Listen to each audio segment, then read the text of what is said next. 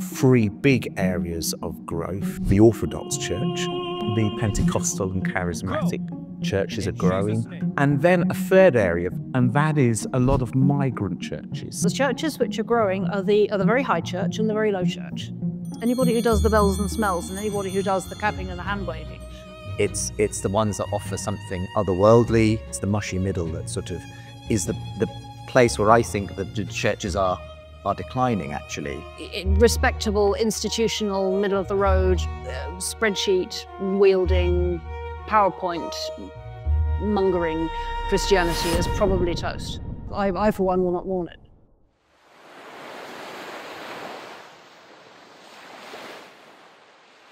Hi there, welcome along to today's conversation, a panel discussion I was part of in London, hosted by the think tank Theos. I discussed the question, does the future have a church, along with 4 other distinguished panellists. Do like this video and subscribe to the channel to get more Thinking Faith conversations here on YouTube. And while you're at it, why not subscribe to my newsletter and I'll send you a free chapter of my book, The Surprising Rebirth of Belief in God. The link is below. Enjoy today's conversation, filmed in front of a live London audience who joined the Q&A later on. The evening was chaired by Dr. Nick Spencer, Senior Fellow at Theos, who we thank for permission to broadcast here.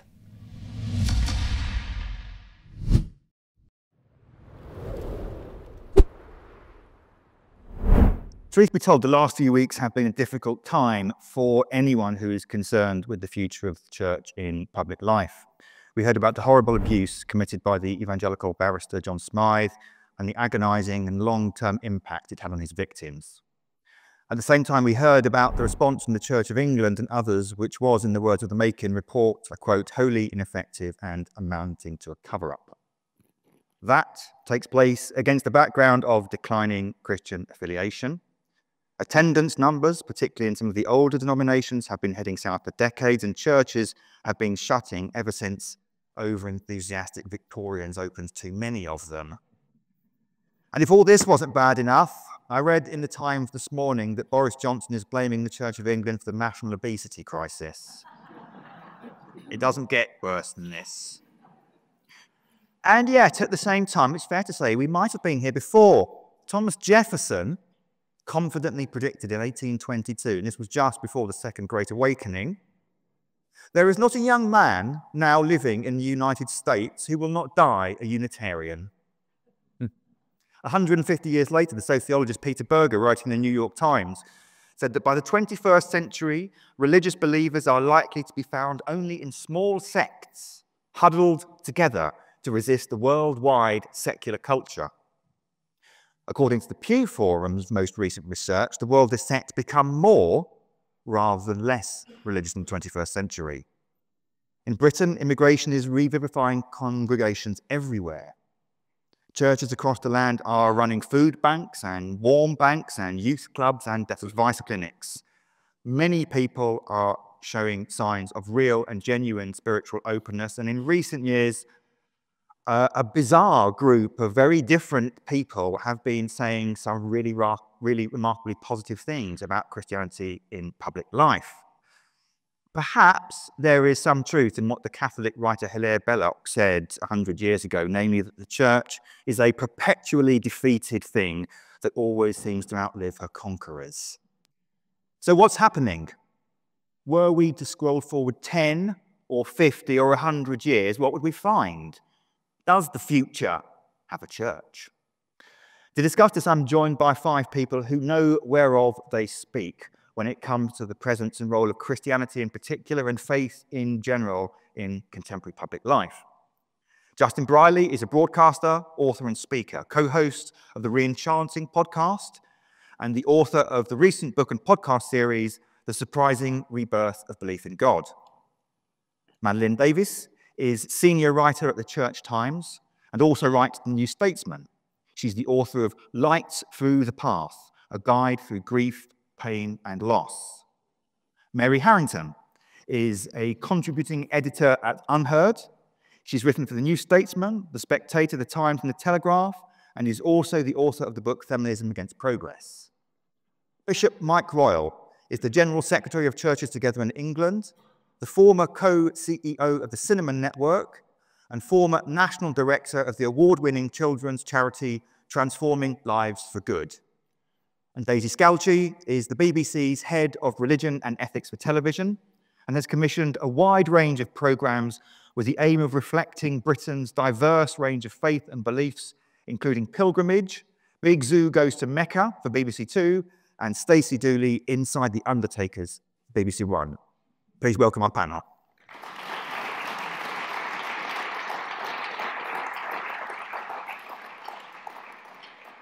There is, I think, only one place we can really begin our conversation, which is in a sense the reason why we're here today. And I want to start with you, Madeline, to ask you specifically as well from your, as it were, paper of record position, so the Church Times, how much damage do you think the last month or so has done to the Church of England?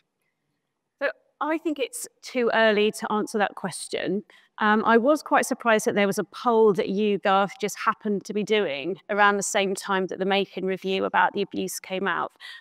So this was even prior to people really engaging with that report. And I was quite surprised that more than a third of people had an unfavourable impression of the Church of England. I was quite surprised by that because normally I would agree with a report that the Church of England had a few years ago, which described the public perception as a sort of benign ambivalence. So we tend to assume, I think, that people don't really have strong feelings either way about the Church of England. So I was quite surprised that that was so high, and I would assume that that's probably increased in the wake of recent headlines. I think one challenge for the Church of England is that relatively few people actually have a personal interaction with it. So if you look at something like the NHS, you'll often find that people have a positive personal interaction with it, but will assume that that's unusual and will have a less favourable impression of the institution. I think with sort of fewer than 700,000 people on average going to church every week, there isn't that kind of local interaction that might counterbalance their impression of the national institution. I think it partly depends on sort of what we mean when we talk about the Church of England. Do we mean the bishops in the House of Lords and Justin Welby, or do you mean sort of Reverend Jones, who baptised me, who married us, and fewer people have that personal connection to the church. The church does have this headline, doesn't it, about a Christian presence in every community, and it also makes the point that even if it has a smaller number of active churchgoers, it has a large number of people who do come into contact with the church, either through schools or occasional offices, that kind of thing. Mm-hmm. Is your impression that that penumbra is decreasing as well? Yes, and so the report that I mentioned that referred to this benign ambivalence said the biggest shrinking sort of cohort for the church was that sort of nominal fringe.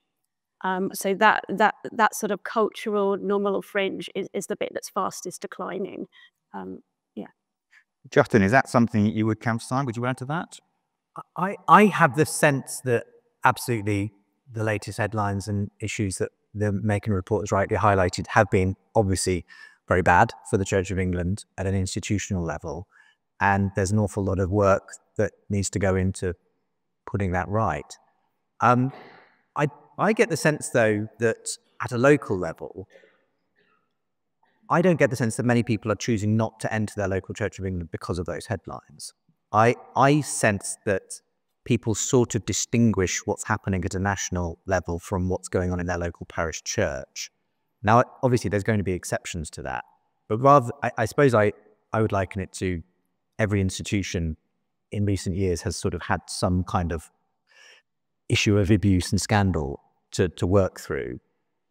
When the BBC had the Jimmy Savile scandal, obviously there was a report and there had to be a lot done to put that right. But I don't think people stopped watching the BBC. It was just that they kind of said, yes, there are problems. And I think people can kind of distinguish, in my view, between what's going on at an institutional level and the people they meet. So I often meet skeptics, atheists who say, I disagree with religion. I don't like what religion has done in the world. They have a view of religion as an institution. But when you ask them, well, what about the people you know who are religious? They generally say, yeah, they're okay, actually. So I suppose I've got some faith in the idea that people can distinguish between their personal experience and these institutional failings. Mary, you wrote that you suspected that some of those who were calling for the Archbishop of Canterbury's resignation were motivated by factors other than his handling of historic abuse. In your mind, are there other things going on here? Almost certainly, yes. I mean, I'm a bit loath to weigh too heavily into the internal politics of the Church of England, because that's not really my wheelhouse. But having sort of tracked that kind of from the fringes, my sense is that there's a range of views, we could say, within the Church of England on how best to govern the Church of England. And there are those who feel that power should remain within the parishes, and there are those who supported a more managerial, centralizing, sort of vaguely PowerPoint-flavored approach, and that perhaps Welby was more on that side than the other, and perhaps those who felt more parochially inclined were sort of cheering from the sidelines as an occasion became apparent where their foe could be toppled. I mean, that's a sort of a hunch as to, you know, one of the other things that's in play there. I mean, if were it the case that was part of what was going on there, I think my hunch is that they won't be pleased by the result of having evicted Justin Welby for this reason. Because from what I can make out, it's having purged him for, you know, having found a pretext to purge him, they won't by doing so have got rid of the managerialism, which is the thing they really don't like. Which is, you know, if anything, it's going to be made worse, because people will come up with a whole new set of processes and procedures and, you know, officers. And I mean, I think about my local churches, and some of them are sort of, you know, they've got 10 superannuated parishioners who've all known each other for 25 years and are all in the same bridge club, and yet they're still bristling with safeguarding officers. And you think, I'm not completely sure I understand what's going on. Yeah. Wow. It may be a slightly artificial segue to managerialism and move to the BBC, Daisy, but I can't resist it, really. I'm really struck by this institution. I've seen data in the past that shows that the church, specifically the Church of England, we're going to widen this out, does suffer from an NHS problem. If you ask people at the NHS, it's in terrible state, long waiting list, dirty hospitals, so on and so forth. You ask the same people about their own personal experience of the NHS, visiting the GP and get an appointment or going to a hospital, tends to be more positive. So there's a problem that the institution had, and the BBC is one of the institutions. So is that kind of criticism, there's something that resonates with you, that this isn't fundamentally actually an institutional problem? Do you mean specifically in reference to the BBC, or BBC as an example of what's happening with the church? I think the latter, really. I suppose, how would that play out if that were the case? You would see people, as you say, deciding not to come to the programmes or protesting by switching off, and that doesn't seem to be happening. Mm-hmm. Certainly when it comes to the religion output, which is the area I look after, there is as great a demand now as there ever was. I think the real difference is the way we need to respond to those audiences' needs, and to continually ask, what is it that people want? And what do they need? What are they asking for in the religion and faith space? And that is more, I think, diverse. It's broader now than it ever has been. So there's a job to do in understanding what that looks like. And I think we've made some good headway into creating programs that do feel quite distinct and are representing the growing, where faith and religion and belief are growing, as you said at the top of your intro. But also it's really important not to forget the huge section of the audience who really want to come to traditional Christian worship.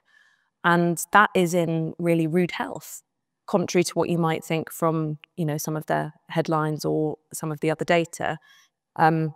During the pandemic, we saw people turning on in huge numbers to religious services who weren't themselves religious, and were saying, I just want to come to a place where I feel safe, where I feel I'm in a community, I'm doing something with other people, even if it's from the privacy of my own home.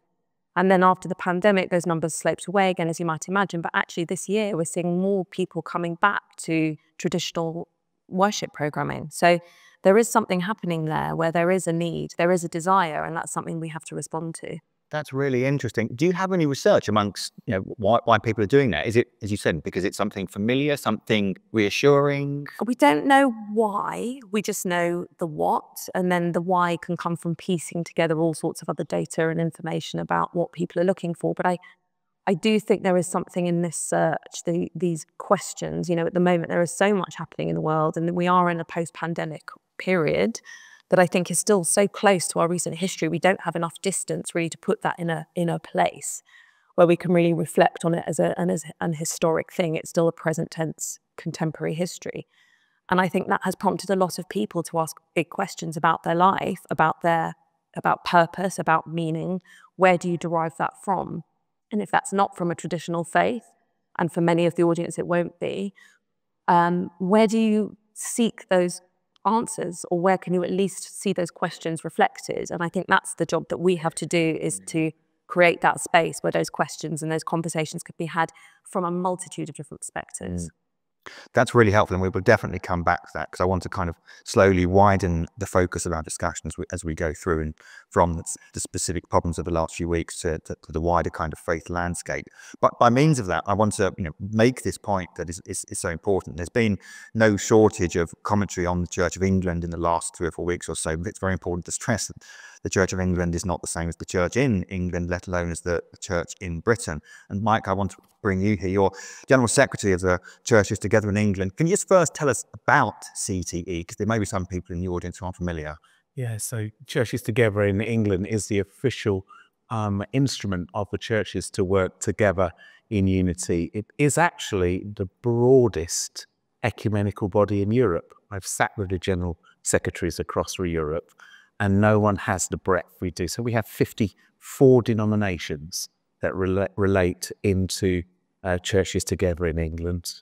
Obviously the Anglican Communion, the Catholic Bishop Conference of England and Wales, the Free Churches Group, which is quite a substantial grouping, the Lutherans and the Quakers, Pentecostals and the Charismatics, which is the biggest single grouping, and then the Orthodox Church. And I would just say that 3 big areas of growth is the Orthodox Church. So I believe there's about 3 million Orthodox Christians now in the UK, and many of them are coming from communities that are not post-Christian. Secondly, the Pentecostal and Charismatic churches are growing. Redeemed Christian Church of God plant churches like they're going out of fashion. Unbelievable. And then a third area that's actually beyond our reach, and that is a lot of migrant churches, people who are coming here perhaps to work. Their communities are setting up churches.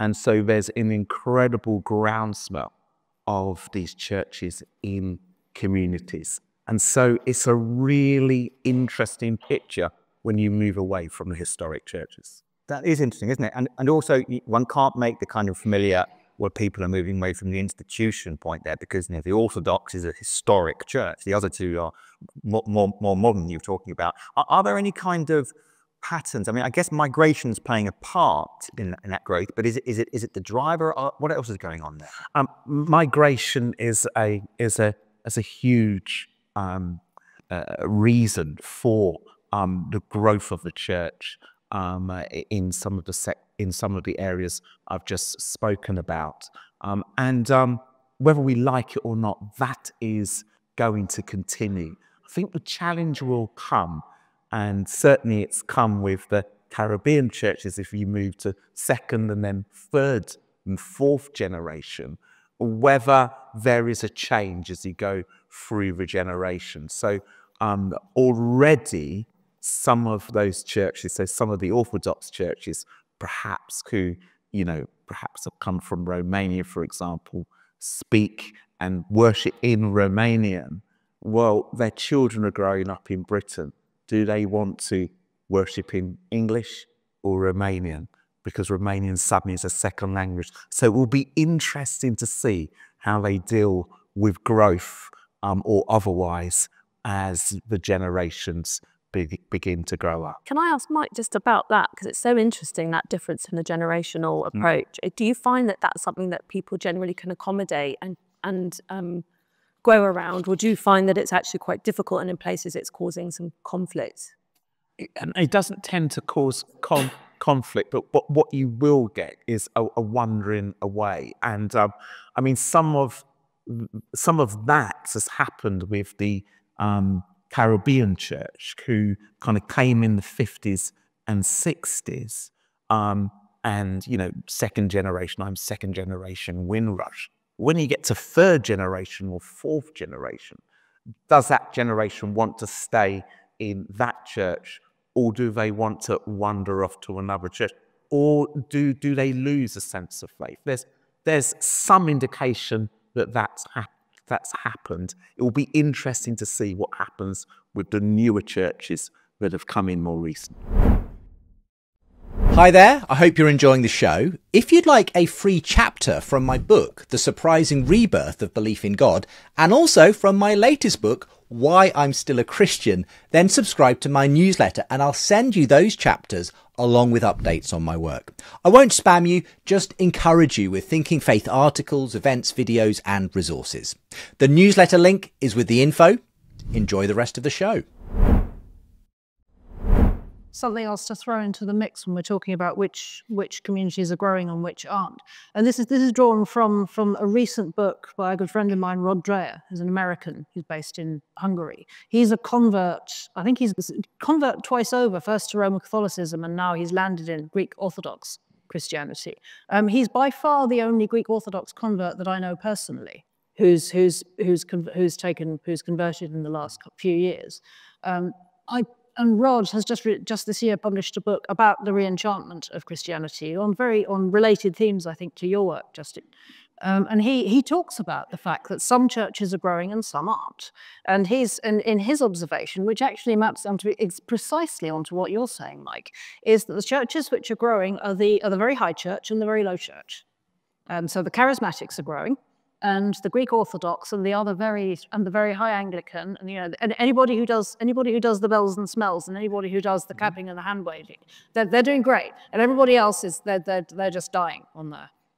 And his hypothesis, and mine as well actually, is that's happening, and it's following that pattern with the hollowing out in the middle, is because those are the churches where people feel something. It's vibes based, to put.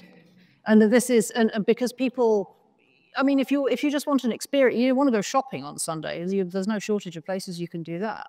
But if you want to feel the thing, and you don't necessarily know how to put that into words, then you need a form of worship where people do the thing, and aren't embarrassed about it. And honestly, that's at the high church end and it's the low church end. Everybody in the middle is desperately embarrassed. That's very interesting. Brilliant. It's I'm just trying to work out which category I'd fit into. It's probably not ideal. Madeline, is that something that resonates with you? Yeah. I think it's partly related to the intention to grow. So I think when the Church of England has done its own studies, I think the big kind of factor associated with growth is, do you actually intend to grow? Is there a commitment there? And there are some other factors at play, but they tended to suggest that it's not necessarily a question of tradition. It is, what is your intention? Is there a desire for growth? Is there a commitment? And I think that can exist sort of across the wings of the Church of England. I think sort of in recent years, we've seen with sort of charismatic evangelical church planting, there is a clear drive there for evangelism, for planting churches, for going into communities. And so we have seen growth there. But I don't think that's to say that it couldn't exist in other areas. Interestingly, I've been hearing about this boom in Orthodox church going as well, and not just here, but especially in the USA. There's been a huge number of new people entering Orthodox parishes, and one of the Orthodox priests I was hearing talking about it was saying, what's interesting is we haven't come up with some fancy evangelism program or church planting program. We've just continued to do exactly what we've already done, but people are suddenly just turning up in church. And I think the reason for that is that something's happening in the culture, which is suddenly making people reappraise the value of some kind of traditional worship, especially worship that is actually quite mysterious. And this sort of preempts something we might talk about later, but in a lot of these conversations I've been having with people who are sort of on the edge of church, interested in it, they're looking for weird, they're looking for something that is not normal. And so, to Mary's point, it's the ones that offer something otherworldly, something that takes you out of your humdrum daily existence. They're actually the most attractive, and it's the mushy middle that sort of is the place where I think that the churches are declining, actually. And and it can be quite different, the expression of what that weirdness is. That's really interesting, isn't it? The historian Tom Holland, who gave our annual lecture a few years ago, has done a lot of talking on this subject recently, and I think one of his pieces of advice is the church should lean into the weird. We might kind of probe that, but I want to pick up, Justin, you've written about the surprising rebirth of belief in God, and you ran the Unbelievable podcast for 15 years. I did, yeah, so. until I finished up that one. Now, that was engaging people, talking to one another about a whole range of subjects, but I think it's fair to say these were rational discussions, not rationalist discussions, but they were about thinking through faith as well. Now, I'm not suggesting that approach was wasted in 15 years or so, but what's your view, having done that, having talked to believers and unbelievers about whether this stuff actually makes sense or not, mentally, cognitively, does that still matter so much today? Well, it's really interesting because when I started that show, Unbelievable, back in 2005, it was very much the heyday of new atheism. Everyone was publishing these anti-God books and going, in the bestseller charts. And so the conversation was very much this sort of whole debate about whether it's rational to be a Christian, whether there's evidence for God. And we had a great time debating that for several years with a lot of those voices. But it was probably in the last 5 to 6 years that I sensed the conversation really change, and people were just either bored of those questions or the new atheism had kind of run out of steam. And suddenly there was the rise of lots of new, interesting people, often still secular people, but asking very different questions and offering very different answers to the new atheist types. And so you had the rise of people like Tom Holland, secular historian, but suddenly talking very different terms about the value of Christianity and the way in which he sees the Christian revolution has reshaped the modern world. You got, people like the psychologist Jordan Peterson suddenly drawing millions of people to his platform and apparently directing them towards the Bible as a source of meaning and purpose and identity and so on. And so by its nature, I sort of tracked where the conversations were going. So by the time that I finished hosting that show about 1.5 years ago, that was really where a lot of the conversations were happening, no longer these very, as you say, rational conversations. Not that they were right for their time, but it felt like the conversation had moved on. And it's what I've kind of termed this surprising rebirth of belief in God, where people are suddenly asking existential questions again. For reasons that I think, were outlined earlier, that the way in which the pandemic and sort of just the uncertainty that we're seeing politically and globally has sort of made people ask, well, what am I here for? Yeah. And I think because that very scientific new atheist sort of approach basically failed to answer those kinds of questions, people have kind of opened up again to the possibility that religion might have something to say to them. And I think increasingly for me, it's what I term in the book a meaning crisis in our culture, that sense that we've lost any coherent story to make sense of our lives, and people are reaching for stories in all sorts of different places, but which aren't ultimately satisfying them. I think that's a lot to do with why there's this drive back towards a form of faith and religion that feels like it has some stability in the story that's been around a bit longer. Thank you. Mary? Just a very brief, it's surely part of the reason new atheism has failed so comprehensively is because the world got more secular, but it didn't get any more, the world got a lot more secular, but it didn't get more rational. Quite the opposite. And stayed just as religious, but yeah, it stays just as barking mad. It just travels under different guises. We got the Great Awakening instead, which is arguably no more rational, and has some considerable downsides.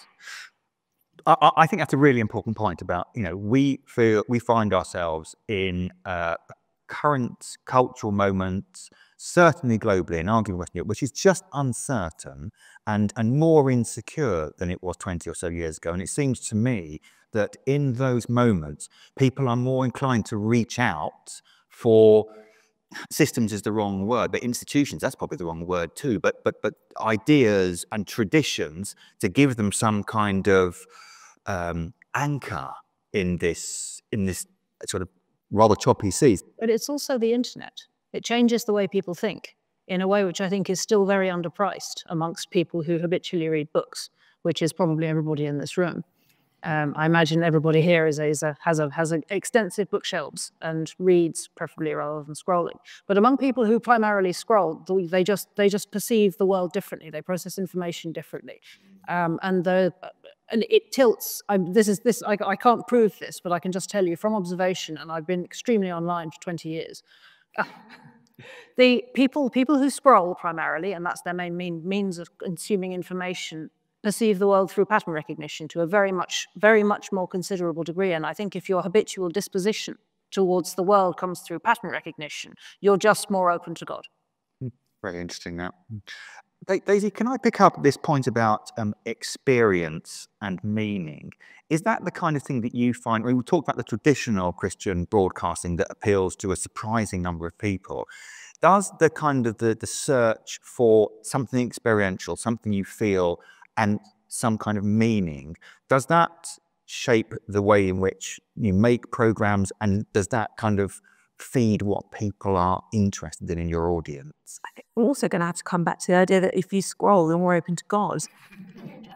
Something I'm definitely keen to talk about. My kids are living disproof of that. Well, do you want me to expand on that now? Maybe I'll respond to Nick, and then definitely I'd like to pick up on that, because that's not something I've heard put forward before. But to meaning and purpose and how we create programs that can respond to that, yes, it does, because I think we have to respond to what we know is changing in the way people choose to worship, to find their faith, to see their faith reflected or not in that broader category of belief, that perhaps not necessarily through a traditional faith, as we've talked about before, and also the word spiritual, which comes up more and more. What do we mean by that? And I think there are lots of different answers to that question, but certainly in that group you will find people who want to explore these large questions around life, death, meaning, purpose, connection, family, that perhaps historically may have been done more through a traditional faith, or Christianity, certainly here in this country, and now is perhaps less the case.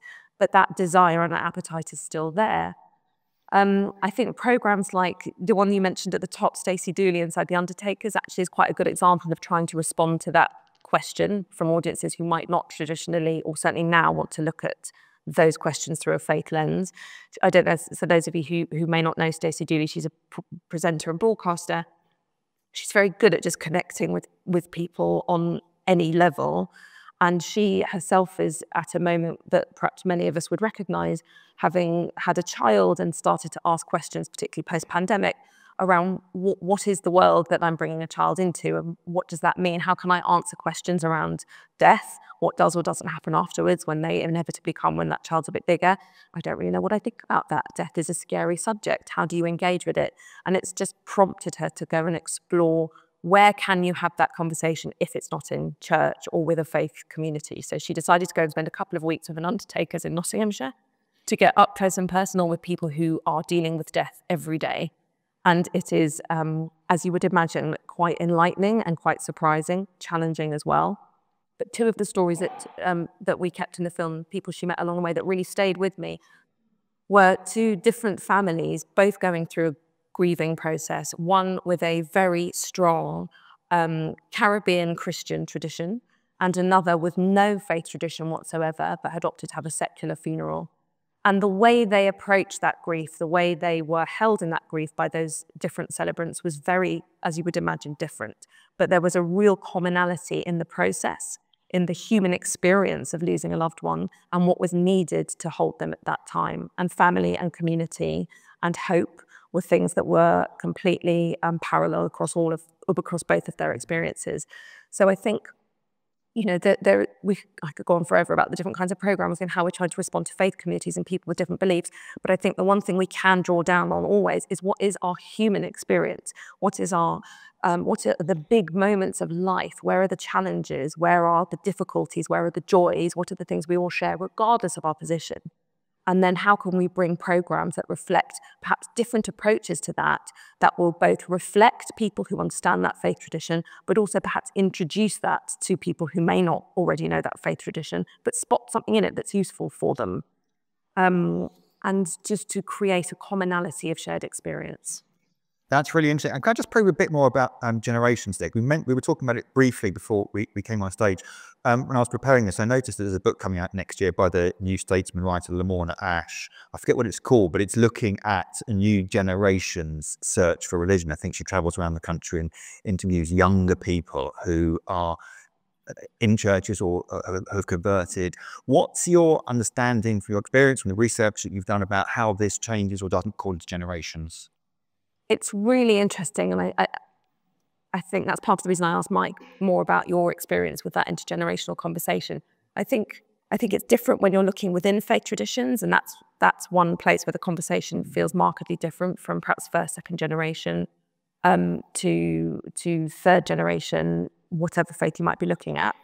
We did a program this year called the Bradford Aunties that was looking at a group of women in Bradford who are Muslim, and one strong part of that film was how Islam is married with a life in modern Britain, and what are the challenges, and where do the thing that really struck me about that film was the perception that perhaps first generation Muslims in Britain, certainly in that part of the world, have about the younger generations and vice versa. And by getting together and spending time together, actually they found that those preconceptions or perceptions, even stereotypes, weren't the case.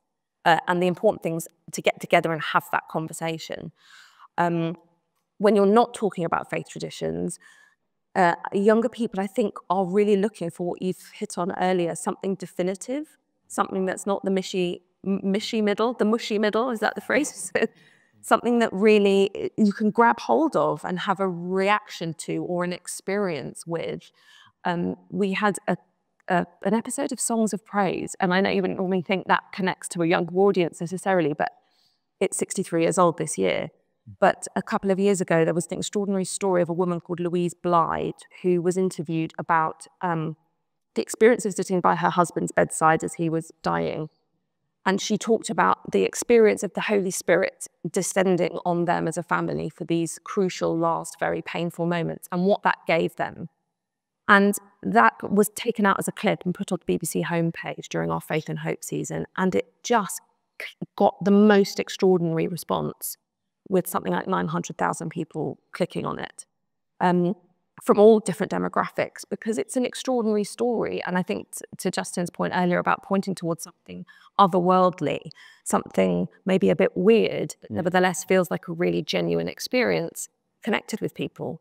So I think something that is requires a response is something we know will work with all audiences, but younger groups especially. Mary, did you want to come in? Or I was just on the younger people wanting or needing or being open to something weird. I met a 22-year-old not long ago who sincerely is convinced that the world is flat. The Zoomers are much weirder, at least some, especially the very online ones, are much weirder than you could possibly imagine. So yeah, absolutely, leaning into the weird is the way forward. And the other, talking of the other interesting twist on the new younger converts coming into the church, particularly into the Orthodox Church, I believe this is true in America, although I don't know in the UK, is that they are preponderantly men. Yep. And this is a plot twist on everything which had been hitherto happening. I think the church has been steadily, well, certainly the Anglican Church has been steadily feminizing for a long time. To the point where it seemed as though it was perceived to be the case for a long time that it was just going to end up with no men going to church at all. And that has well, I wouldn't say it's completely reversed, but the trend has reversed significantly. And there's something very interesting going on there in terms of there is. And what seems to be significant is that young men are craving a church which asks something of them. You know, that doesn't just want them to feel good about themselves, but, you know, enjoins them to discipline or to difficulty or to self-sacrifice or to challenge and ask something of them. What do you think, Mike? Yeah, I mean, just continue on this theme of people being inspired by experiences of others. And very recently in Churches Together in England, we launched a fund basically just to fund young leaders 18 to 35 to go abroad and just have an experience that's ecumenical, that's about unity and the church. And then all we say is just come back and tell us about it. It's really interesting to watch a movement beginning to grow, but also to watch as other young leaders are inspired by the experience that that person has had by going abroad and spending time with a community. And actually to see how those young leaders are transformed by their experience. I really didn't think, I felt we needed to do something about, lowering the age of the rooms that we found ourselves in. I've been astonished, actually, at the positive impact that it's had in young leaders' lives. Hi there, it's Justin again. I love bringing you these conversations, but I can't do it without your help. Please do consider becoming a monthly supporter of my work. And as a thank you, you'll get early access episodes and bonus content, and gold supporters even get free signed copies of my books and the chance for a monthly catch up too. The link to support is with the show info. Madeline, did you want to come in there? Just that I think the younger generation also highly prizes tolerance, not judging others. And so I wonder whether there will be a tension if we're saying that younger people are being drawn more towards these ends that are very demanding, that are high, or I'm wondering if that is then going to create a tension with some of the views that they hold about inclusion, and whether that will actually clash with some of the teaching that they come across, because I do think that a very strong value for younger generations is tolerance. And that was also gendered. I was going to say the same. The interesting thing is the research that seems to be coming out now across lots of parts of the West and elsewhere is this disparity now between men and women, especially at that young age, in terms of their political direction. And you're getting, I'm sure you guys are aware of this, but young men veering more conservative, young men remaining or continue to be more liberal and progressive. And I think this is very much tied to the new interest that exists across a lot of young men to re-engage with traditional faith. And what's interesting is just a couple of months ago, I think it was Pew Research came out with this new statistic, I think in the USA, that for the first time among Gen Z, there are more young men attending church than young women. And that, as you said, completely flips the norm on its head. And so I think a lot of that is coming from, especially for young men, is that there's a sort of male identity crisis in the West that's grown up in the last couple of decades. And a lot of these young men who are looking for something, as we said, solid to kind of make sense of their life and trying to find an identity that seems to be quite hard to pin down in the modern world, they're suddenly finding some of these more traditional, either in the Eastern Orthodox or traditional Catholic end of the spectrum, or sort of that challenging, demanding aspect of other, church traditions. It's suddenly quite compelling and interesting. But there is a tension there. Exactly when you say, Madeline, that there's going to be a demographic that says, but can we make sense of this in our very tolerant, pluralistic world? And I think probably the tension is more between men and women than just generally I would also say that, going back centuries, women have been more religious. They have been, Christianity was the religion of women and slaves. And so I was sort of pushed back against this idea about the feminization of the church, because I think that is a centuries-old phenomenon, that women are more religious and for some very interesting reasons. And I think, within the church, it's only 10 years that we've even enabled women to be bishops, or, men still far outnumber women who are in full-time positions. So I think I would just slightly push back on the idea that we have sort of feminized the church. Yep. We've limited time. There's one issue I really did want to bring out, which, for want of a better phrase, is social action. People who have read Theos reports, of which there are many available tonight, and they're all free, get the plug in there, will have picked up, we've done a lot of research over the years on the role of faith groups in general, church groups in particular, conducting Christian social action, Christian social liturgy, actually getting involved and engaging in community. And it's a kind of commonly used aphorism that we talk about, that people come into contact with the love of God through the love of the godly, and that people don't do these kind of things just for narrowly kind of evangelistic purposes. We're going to open a soup kitchen because we're going to get people into the kingdom, but it builds those relationships of grace and encouragement that people do find open the doors to them. Now, Mike, you've got a huge amount of experience on this. Can you give us your perspective on what role that has to play for the church in the future? Yeah, I think firstly for the individual, if for instance you're serving in a food bank or a debt centre, or the warm welcome campaign that Church Works run, 4,000 churches opening their doors in the winter to help those who are struggling to put food on the table or to heat their homes. I think the thing is everyone gets transformed.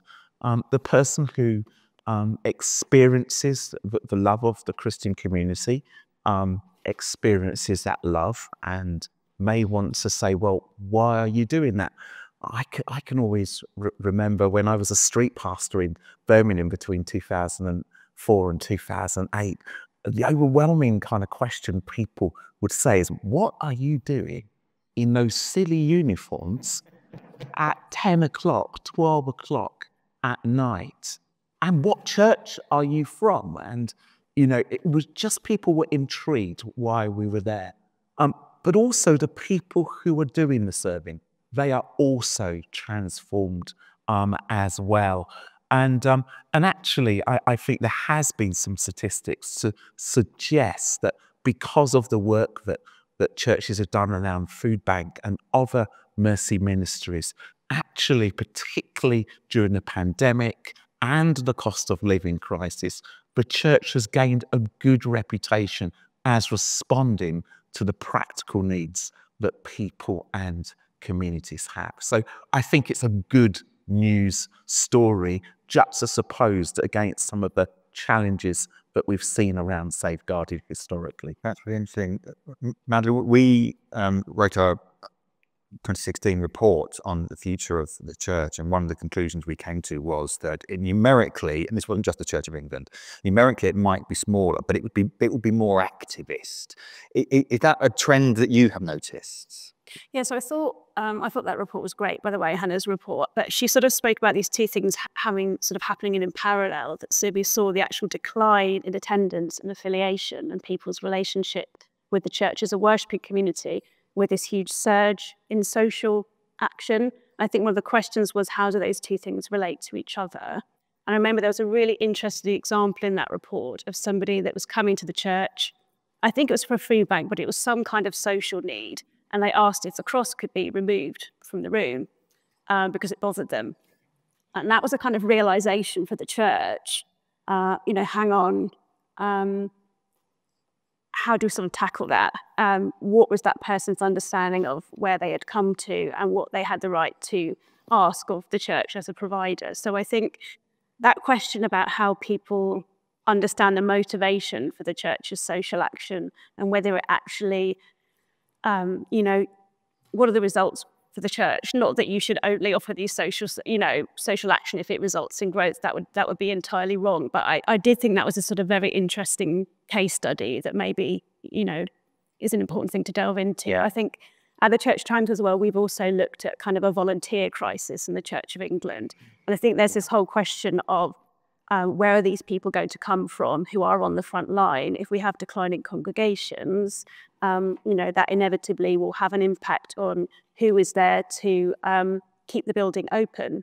I think there's a generation of women who've kind of been the backbone of a lot of the Church of England's social action who are not being replaced. People like me who work and have small children, I'm not really going to be sort of take the baton on from some of these sort of heroic older women who are doing all this civic action, keeping the community going. And I think you did another really good report that looked at sort of how perhaps some projects are just sort of one volunteer stepping down away from, can we keep this going? So I think there's some really critical questions there to ask about capacity.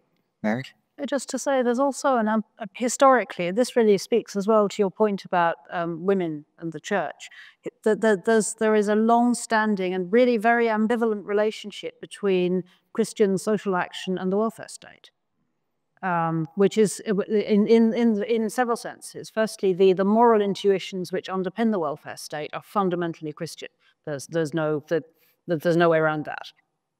People do welfare. because it's a fundamentally Christian impulse. It emerges out of Christian culture. But also, structurally, the welfare state has its origins in 19th century women's social reform. You know, this was bourgeois women of, you know, the church ladies of the kind you're describing, Madeline, who organized, who got together, who fundraised, and who were doing the welfare state avant la lettre. And it was the institutions that those ladies built, which were then nationalized. Some of them are still going. Mary Augusta Ward, a phenomenal social activist and a very amazing and a remarkable novelist, founded a children's center not far from here, which is still going. I mean, an extraordinary number of the institutions that these ladies built have now just been sort of absorbed, but they've been nationalized. And then there's the question, you know, where does that, you know, has there been a sense, sometimes I wonder, you know, has there been a sense since that we don't need to do that? We don't need to galvanize ourselves anymore because we just pay our taxes and they do it all for us. And, you know, and I don't really know the answer, but I feel like you know, although I doubt anybody in this room would cheer on demolishing the welfare state, and yet there's a very interesting relationship between those two sets of impulses, and I wonder sometimes about how they interact. I just say, Mike. Yeah, I mean, I was just following on from what you say. I mean, over the last sort of 20, 25 years, the number of evangelical, Pentecostal, charismatic churches now involved in social action has hugely changed. I think one of the challenges is, you know, are we in danger of clearing up the mess of government? So we almost become useless idiots. And that, I think, is a challenge. But what I am seeing with a lot of the social action organizations is that they really are digging now into issues of social justice. So the whole notion of, you know, acting justly and loving mercy and walking humbly with your God genuinely, I think is beginning to be lived out in the way those organizations are partnering with church. I want to ask one more question before we go to the floor for questions, and then if I got the time at the end, I'm going to ask you a concluding question after we've had Renee from the floor. But it's about community as well, which has been in the background of our discussion. I'm really struck, Mike, you used the example of the Orthodox Church, Pentecostal, Charismatic Church, and migrant churches. So much of that is about belonging. It's about belonging to a wider group of people. And the research that we've done at Theos, and actually lots of people have done, loneliness is a real issue in our society. Going back to the origins of the welfare state, loneliness isn't mentioned in the Beveridge report. It's not an issue in the 1940s or so. And yet we know that the psychological and physical impact that loneliness has on people is really significant and seemingly growing. I wonder whether, and I'm going to hear you first, Justin, and give anyone else a chance to jump in on this, whether simply being there as a group of people is a powerful statement in a society which is conspicuous for its individualism and its loneliness. Yeah, I couldn't agree more. And it's one of the key things that I lay out at the book is one of the key strengths of the church is that it is still about people getting together on a regular basis in a culture where that is increasingly rare, but in which I think people are still the same deep down. They crave human community and relationship. And we're now delivering it in all these sorts of ways in which it's being delivered on screens. I had my first experience when I was in San Francisco in the summer of a driverless taxi, and you can literally order it on the app. It pulls up at the curb, you get in, there's no one at the steering wheel, it just steers itself to your destination. And it was fun and novel, but also very scary, because it's like, okay, this is what we're doing with technology. We're creating the ability to live completely independently, never have to actually interact face to face with anybody. And I think as we continue to move in that direction in a digital age, I think it's inevitably, there's the kind of social breakdown that produces and the kind of mental health problems that accelerates. It's going to inevitably, I think, lead to people looking for a cure, looking for something that, and I think the only thing you can do that is genuine community. Yeah.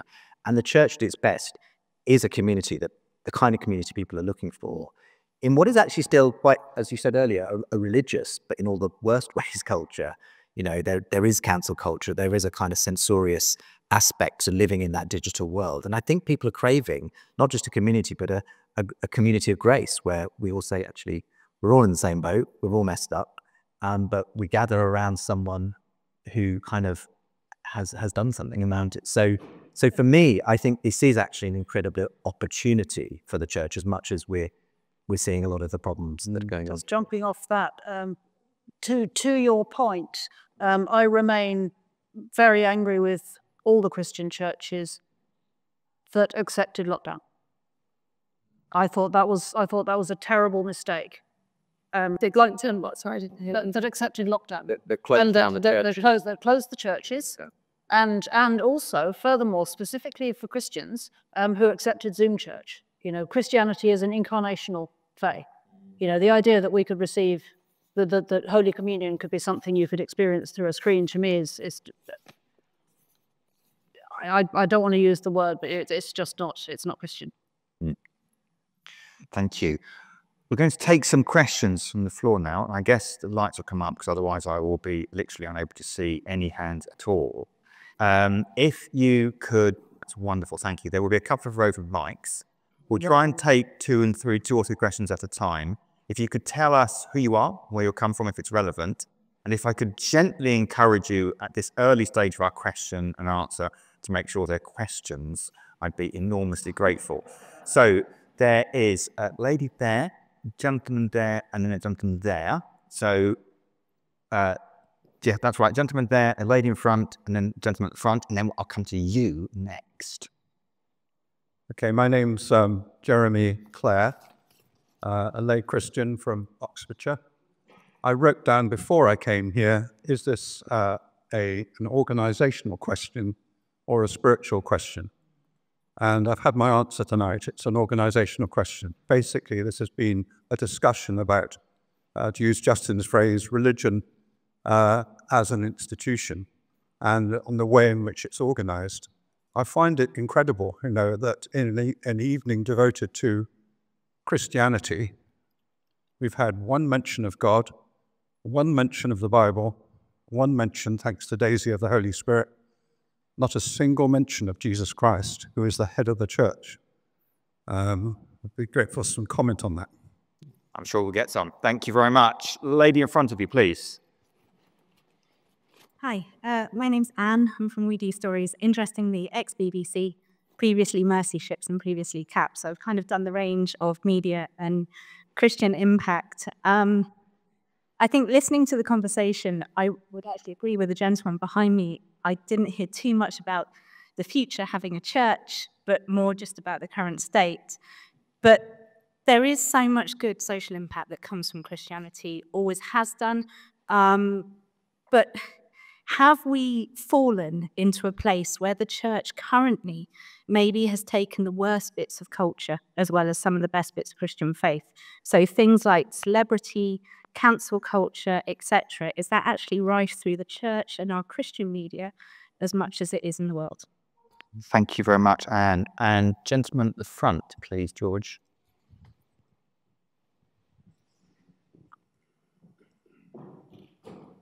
Good evening, everybody. It's lovely to have a participatory panel so that they have a say. And it'd be lovely if every one of you had a say. That would make the church wonderful. Might make a long evening. My book is From Heaven to Heaven. If you don't have a vision, you die. So Adam and Eve in heaven. That's a wonderful. Like, could you come to the question? What is your vision for the church, and how are you going to live it out? I've spent 7 years at Centrepoint, 10 years running a drop-in centre. I say, get on the front line, and we'll solve every problem. Thank you. Your name, sir? Alan Ray. Alan. Thank you very much. So we've got some very good, slightly spiky questions there from Jeremy and Alan. I'm going to go down the panel this way, actually, this line, and so you know the questions coming to you.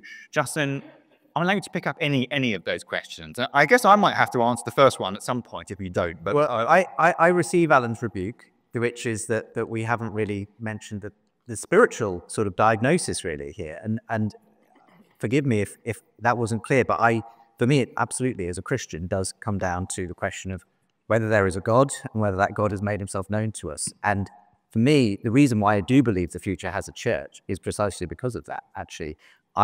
Regardless of what the statistics tell us, one way or the other, as a Christian, I do believe that the future is the church, because that is Christ's body on earth. And sort of, in a sense, from a faith point of view, I have no doubt that the future has a church, and that ultimately the answer to all the questions will be Jesus. I think it still behoves us to nevertheless look at what's happening in the culture and how the way that we organize ourselves institutionally helps or hinders people actually receiving that. And I think there are just some things happening in the culture right now where we do need to ask ourselves, are we answering the right kinds of questions that people are asking? Are our churches fit to allow for this new generation, who I think are actually searching for these spiritual answers, to find a home and find a place? So it's that would be my only comeback there, is that, yeah, absolutely, for me, Jesus is central to it all. Madeline? Yeah, so I think, the first question fits into sort of an argument that we can fall into a very secular framework when we talk about church growth and the future of the church. There's a really good Lutheran theologian in the States who I really like, called Andrew Root, and he critiques the church precisely for this, saying that you're only using sociological tools to analyse this, and actually they leave no room for divine action. That's something I'm quite conscious about at Church Times, because you are met with graphs and statistics and interviews and polling, and they really leave no space for divine action. And I think Andrew Root's argument is actually, we need to be less sort of frenetically, as you said, managing, writing strategies, crunching statistics. We should be praying and asking what it is God is telling us in this moment. And I think, as the gentleman has identified, it's a trap that we can fall into, where we attempt to use sociological tools to map out where we're going. Thank you. Mary, I guess, would you mind picking up Anne's question about whether the church picks up the worst bits of culture, whether it's got celebrities or cancel culture and that kind of thing? I was actually going to answer both of the other, or rather, speak to both of those inquiries. But yeah, I don't know. I have something to say about cancel culture as well. My thing, yeah, I think it's you're right to say, can we not spend our time, navel gazing about organizational structure, because this is what I was saying about the boring ones in the middle, and the ones that make people feel things. My feeling, in response to the question, does the future have a church? Yes, but I think political Christianity is probably toast, and I think that's probably a good thing. So what Christianity is toast? Political Christianity, institutional, respectable, institutional, middle of the road, spreadsheet wielding, PowerPoint mongering Christianity is probably toast, and I for one will not warn it. I think the fire is rising. I really do. And I think it's coming up, it's bubbling up in unexpected places, and people are encountering the divine in unexpected ways. And they're finding ways to see the spirit world directly again, and to perceive that all of that is real. And it is right there. You just have to open your eyes. People see it. Yeah, absolutely they see it. And that will either, that doesn't always take a Christian flavor, which I suppose is probably why I've kind of sidled around the theological questions. Also, I'm just not a theologian. But I think it's, coming to God, coming to the Christian God is only one of the paths that can take. And there are plenty of others. And I'm not fuzzy and tolerant about that. I think some of those paths go in quite dark directions. And we should take that very seriously. But that kind of an awakening is a serious one. That's not just about growing. That's not just about bums on seats. That's about people just perceiving the world very differently.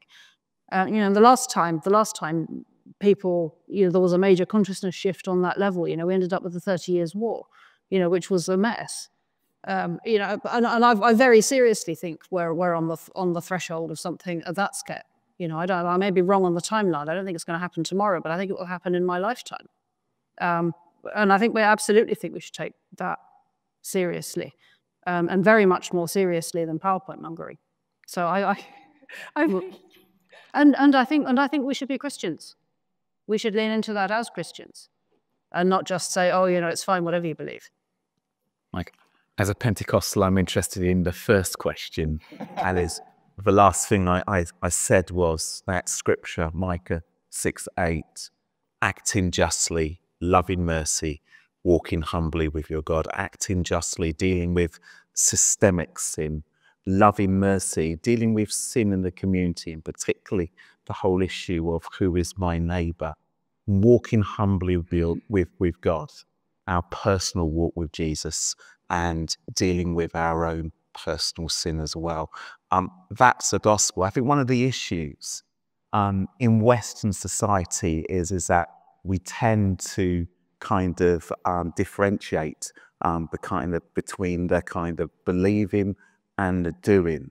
But I want to say from a global South perspective, it's just all in one. I go to a small church plant and in Warsaw, in quite a needy community. And its main outreach is actually working with people who've got immigration issues, and we just open the church doors. We give people the immigration advice. We serve them perhaps some Jamaican Saturday soup, and you know, lo and behold, they feel so welcomed that we find them coming to church on a Sunday. And that church was only opened just over a year ago, and it is growing already. It's one whole. I think that when we kind of say, well, that's social action and that's the gospel, I think that's a Western thing. You know, we are love, we demonstrate it, we speak it, and that's been authentic. Thank you, Mike. Daisy? I think that was evidenced by what Madeline said, actually, with your comments about the women, the unsung women who are holding communities and churches together. That for me would be a perfect example of God's love, of Christian principle in action. And to your point, was it Anne? Does the church speak to the best and the worst? I say this is a great example of the very best, but of course, how can it not speak to the worst? Because what is the church? It's made up of the people who attend it, who support it, who run it. You know, the millions of people who don't have their stories told. So how could that not reflect the whole breadth of humanity as well? And when that is the worst and not the best, which is the context and the climate that we've come together tonight in, what can we do? What can I do? Certainly I'll think about from the side, you know, of media that I can speak to. And I think that's what you said at the very beginning. How do we tell a better story of faith? How do we connect people through their experiences, their lived experiences of faith? How can that be evidenced as a resource in people's lives, whether or not they themselves have had that experience? And can that lead us to a more empathic and generous way of coming to the conversation? So we're not othering one another, but we are trying to understand one another. Thank you. And two really beautiful answers. Right, we've got time for 3 more questions. We're going to go to this side of the room. So there's gentleman right at the back, gentleman there, and ladies there. So I think that might be Bernard if I look.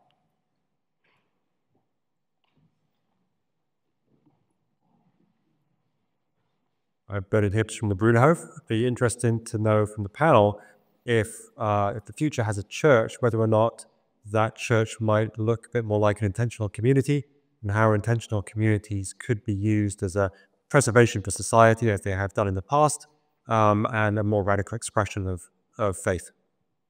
Thank you. Radical expression. Thank you very much, Bernard. Eddie, yes. At the front here. And then lady there. Yeah.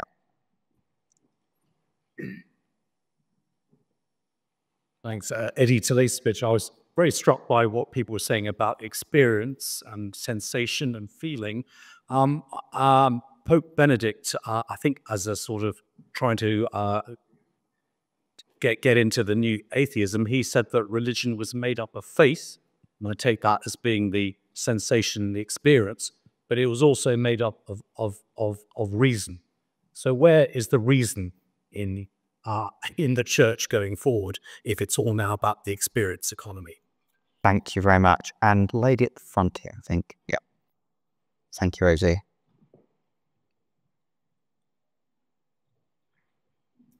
Hi, I'd just like to ask a question about how important do you feel the place of evangelism is in the church, and whether that will help it as a future? Thank you very much. Your name, madam? Agneta Oyewale. Agneta, thank you very much. I'm going to go the other way down the panel, please, as my pen fails. Glazy. Well, hello from the Bruderhof. Very nice to see you. We made a film with the Bruderhof community in 2019. They were very kind enough to grant access, unprecedented access, to the BBC to film a documentary, which continued to be one of the best rated programmes that we've had in the last 5 years. And I think precisely for the reason that is embedded within your question, community and an intentional way of living. I think something about that really struck people as a way of life that looks very appealing. In many, I mean, there are many things that the community offers that I think answer some of the problems we've talked about tonight: loneliness, care for the elderly, community, family, all of those things which perhaps are what people are lacking. So I think there is something in that, and I think when we do make programs about community, there is something that taps into audiences, and we see them coming to it. On the reason versus experience point, I'm interested in why you feel the two are separate, and would just like to ask you to expand a little bit on why it's an either-or. Can we pause that just for the sake of getting through? Oh, sorry. He's going to be around later, so we'll make sure you pin him against the wall and that's... And then evangelism, does it have a place? I suppose, again, I'd ask you, what do you mean by evangelism? Of course, if we're talking about spreading information, spreading the word, spreading love, talking to people, of course, that has to be, otherwise, where is that conversation going to come from? Can I verify what I mean by evangelism? By evangelism... The mic's coming to you there. By evangelism, I mean giving everybody, Jew, Gentile, Muslim, Hindu, unbelievers, the opportunity to hear the good news of Jesus dying on the cross to take away their sins, rising again, and giving them an opportunity to bow the knee to the lordship of Jesus. Thank you very much. I'm really clear. Okay. Yeah. Mike, do you want to? Yeah, no, happy to. So firstly, to answer the first question, I've visited the Bruderhof community a number of times and always been inspired. I think one of the reasons why it works is because it's outward facing. And I think intentional communities that are outward facing are going to attract people. Coming to the issue of evangelism, I think what we have is sometimes is what you might describe as a crisis of confidence. I think people need to be confident in sharing their faith. And I think particularly many of us are perhaps working in public life. And I would just say this: when I walk into a room, I don't want to leave my faith at the door. I go in as a whole person. I speak as a Christian, of course, as a Christian leader, but I refuse to leave a part of me at the door. I think it's important that we bring our whole self to the public square and we witness without embarrassment to the Lordship of Jesus Christ. Mary. Oh, yes. I too am a Bruderhof fan. I've visited your community. I love your work. I would also say about it, it's a serious undertaking. It's a set of vows that you make to one another. And I think people, I know a great many people who look at you guys from the outside and think, wow, that looks amazing, but also that's not for me. Which is not, it's in no way I find, to my eye, as an outsider, having visited your communities, you're keeping something alive which revealed preference, actually, in most of the rest of the world most of the rest of England certainly suggests we really struggle with, about being available for one another, being willing to be bound by one another, and being willing to make the sacrifices which make community a thing and a reality, and to be bound by that within a faith community, which is such a fundamentally central part to making something like that work. However, anecdotally, I know several circles of mostly young parents who are sort of in the London periphery, or they know one another, and who are trying to find ways of organizing to move house together, as it were, to create little knots of families so that they can support one another in what feels sometimes like quite a hostile and culturally unwelcoming modern England. And finally, just on the question of evangelism, I agree with Mike. It really is just a matter of just being not embarrassed. I mean, it would have been unthinkable when I was 20 for a normal, averagely socially adjusted, reasonably attractive young person to wear a cross around their neck and be openly a Christian. That's not the case anymore. The trend has gone in the other direction. But what's really remarkable about the younger people who do that is they're just not embarrassed. They're entirely matter of fact about it. They pray before meals. Some of them are just completely matter of fact about the fact that they don't want to have sex before marriage. And it's not a big thing, and it's not a ooh thing. They're just embarrassed, and that has an extraordinary power to it, and it has an evangelical power to it. On the question of reason, I guess the only thing what popped into my head as you asked the question was, I mean, we have 2,000 years of theology. There's a lot of books. We're not going to stop reading just because we want to feel something as well. I think we were right. Natalie.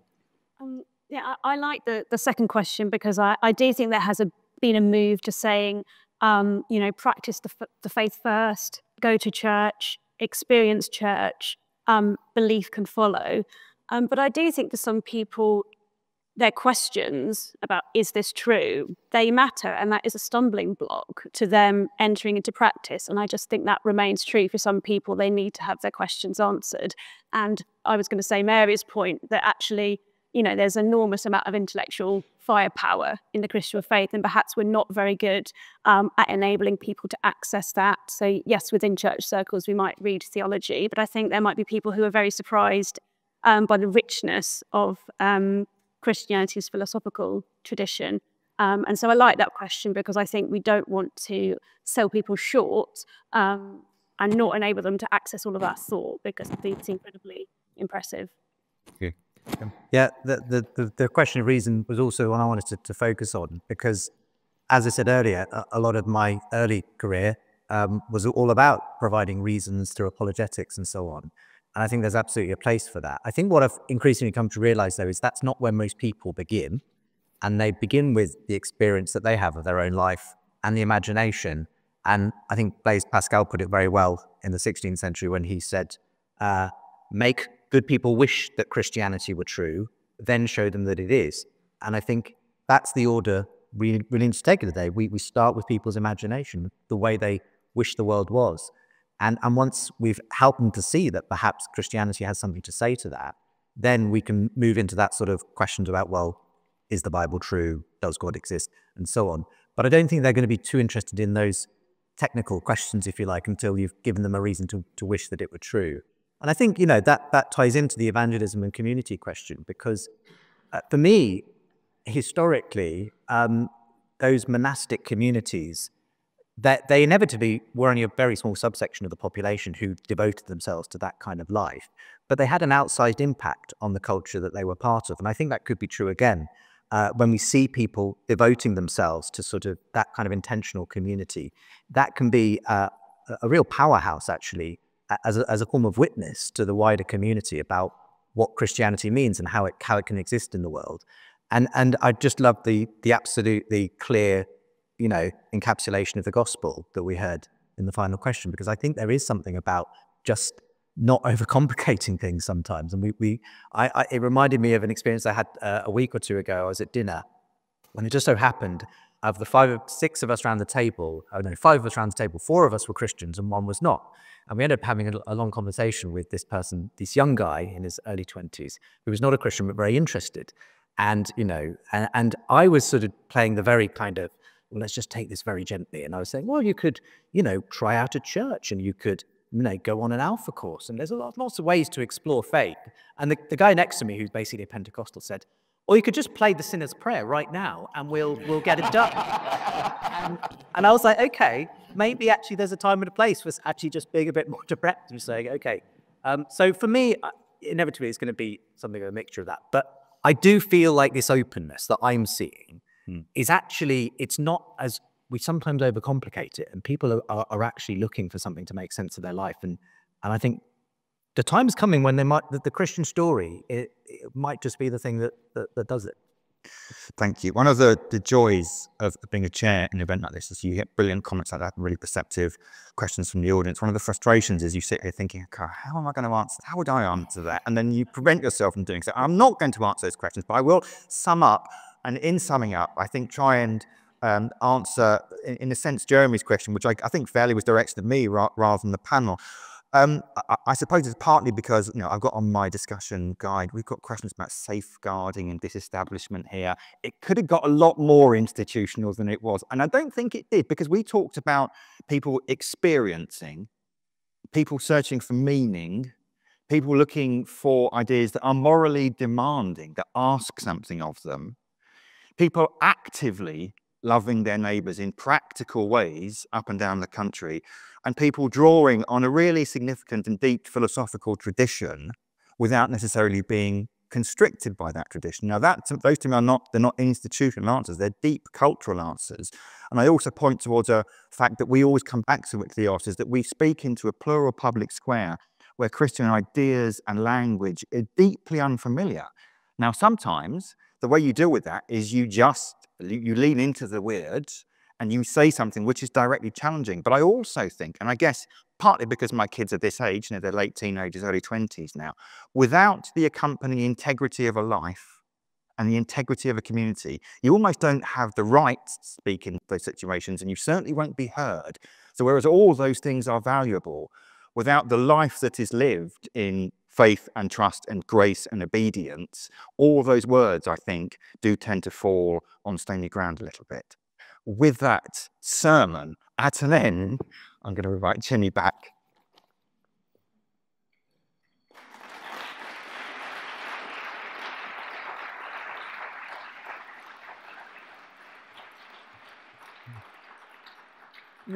Well, we knew it was going to be a fascinating discussion. I don't think I'd appreciated how wide-ranging it was going to be. We heard about scrolling and pattern recognition and street pastors and Stacey Dooley. We heard about PowerPoint and evangelism. A huge thank you to the panel. Thank you to those of you who are within the church fold, within the Christian tradition, and those of you who are outside it. A lot of us within this room are Christians, some of us aren't. But I think what we've learned today is that the future of the church is important, whether you are in the church or not. And it's been really interesting hearing the perspectives from slightly outside or on the fringes of it as well. Hope you won't mind me doing a few thank yous. Thanks to the Theos team. So much work has gone into this from across the team for the past few months. As you'll appreciate, we had to pivot over the past couple of weeks to put this together. So a huge thank you to the panelists, and also thank you to Nick for ably chairing. But a huge thanks in particular to Grace Harris from the team, who has done so brilliantly in organising and project managing the event. She's at the back. Thanks to BMA House for hosting us. Big thanks again to CCLA, without whom none of this would have been possible. Now, I hope you don't rush away. Please join us for drinks and canapes in the downstairs suites, which will be clearly signposted. Before you leave tonight, as Nick said, feel free to pick up some of our past reports that are free to you for one night only. We'd rather not go back to the office with any. Thanks also to all our friends and supporters who have come today. We couldn't do what we do without you. If you're new to Theos, we'd love you to join us as a supporter. There'll be more information on how to do that in an email that you'll receive tomorrow from me. But in the meantime, a huge thank you to you and thank you to the panel. Have a great evening.